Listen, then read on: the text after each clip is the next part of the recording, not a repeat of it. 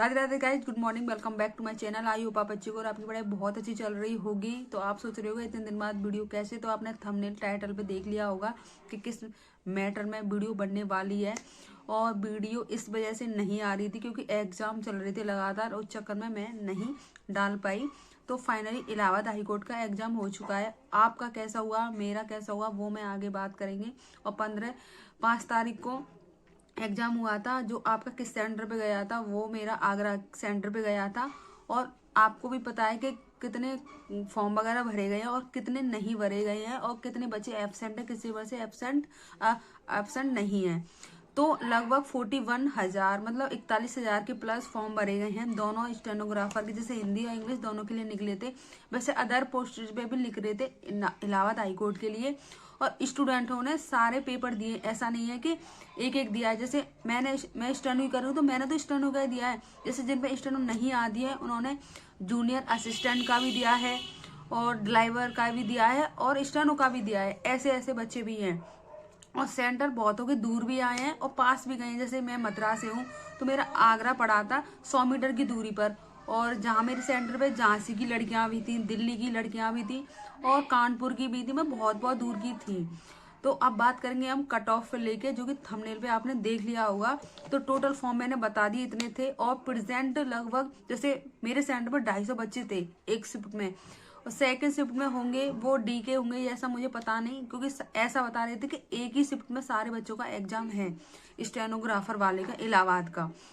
तो उसके अकॉर्डिंग मैं आपको बता देती हूँ कि हमारे में 250 बच्चे टोटल थे और उसमें प्रेजेंट थे 215 के करीब प्रेजेंट थे। एब्सेंट थोड़े कम ही थे, मतलब ऐसा नहीं था कि ज़्यादा थे। तो अब बात कर लिए बेस्ट स्कोर के बारे में, कितना आप करके आए हो। जो स्टूडेंट वगैरह बता रहे कि हाँ टोटली हम इतने मार्क्स के करके आए हैं। तो हिंदी के टोटल 25 क्वेश्चन थे, तो उसमें बेस्ट स्कोर बता रहे हैं अब स्टूडेंट, फिर भी मैं अपने अकॉर्डिंग भी बता रही हूँ 20। वैसे मेरे संग 23 और वैसे 20 और बच्चों ने बताए हैं। और मैथ के टोटल 25 और बेस्ट स्कोर 18, क्योंकि 7 क्वेश्चन के करीब कैलकुलेशन वाले थे, उसमें टाइम लग रहा था, इसके अकॉर्डिंग नहीं कर पाए। जो भी जिन बच्चों से मैंने बात की है, जैसे मेरे फ्रेंड सर्कल में है, और मैं पर्सनली अपना रिव्यू भी दे रही हूँ। इंग्लिश के थे, इंग्लिश के 25 क्वेश्चन थे, उसमें एक पैराग्राफ था जो कि हिंदी इंग्लिश दोनों में सेम था। क्योंकि हिंदी वाला था वो हिंदी का पैराग्राफ था, बस शुरू में पैराग्राफ थे दोनों में, ऐसा नहीं है कि नहीं। बेस्ट स्कोर 21 था।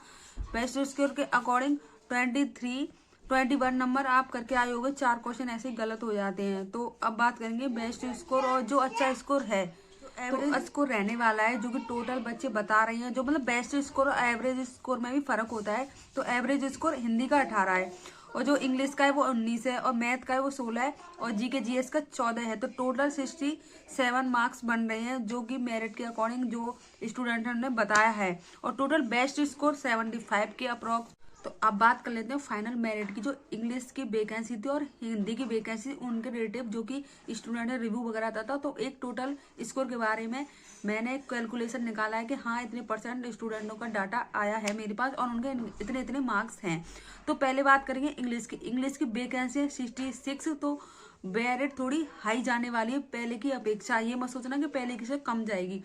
तो पहले लास्ट ईयर की बात कर लेते तो जनरल की 58 गई थी इंग्लिश वालों की, और ओबीसी वालों की 53 और एससी वालों की 41 यानी कि 41, ईडब्ल्यूएस 56। और जो एसटी वालों हैं वो एससी और एससी वालों से मतलब सिमिलर ही रहते हैं, 41 42 ऐसा ही डिफरेंट रहेगा, ज्यादा डिफरेंट नहीं रहने वाला। तो अब 2024 की बात कर लेते हैं हम। तो 2024 में इंग्लिश वालों के लिए 62 नंबर सेफ है। जिनके 62 नंबर हैं, जनरल में है, वो अपनी स्किल की तैयारी अच्छे से कर लें।